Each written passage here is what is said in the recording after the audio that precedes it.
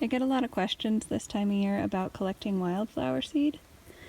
So I'm going to go ahead and just explain a few things that'll help you make sure that you're collecting the right part of the plant and at the right time.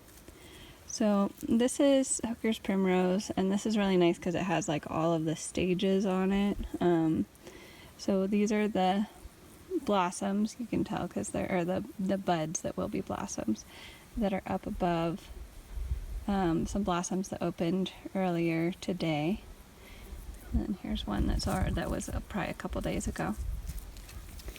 And you can see, so the seeds are usually going to be at the base of the flower, not in the flower, but at the base. So here's this long tube going down, and this is where the seeds are going to develop.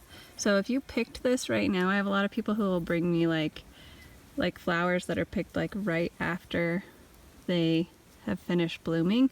It's gonna, as a general rule, take about as much time for the flower to develop seeds as it took for it to go from like bud to bloom.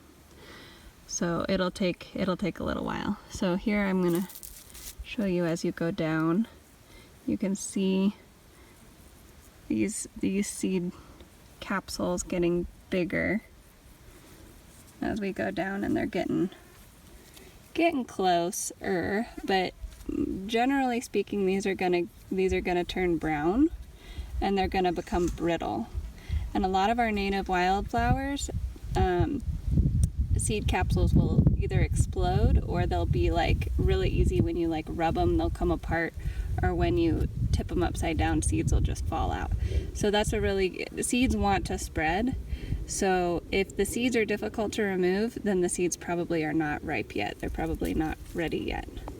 So give them time to develop. Because if I picked one of these right now, there might be a few seeds in there that would be viable, but the majority of them would not.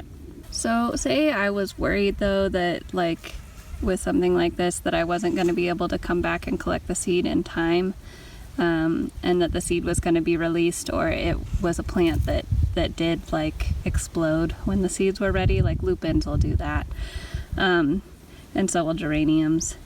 I can use just one of these little party favor bags. You can get these at the dollar store in various sizes, and this one's a little big for this plant, but you would just put it over the seed capsule after the plant had finished blooming, and then you could tighten the string on it, and then that would catch any seeds that were going to fall out, either in the wind or when the seed pod shattered.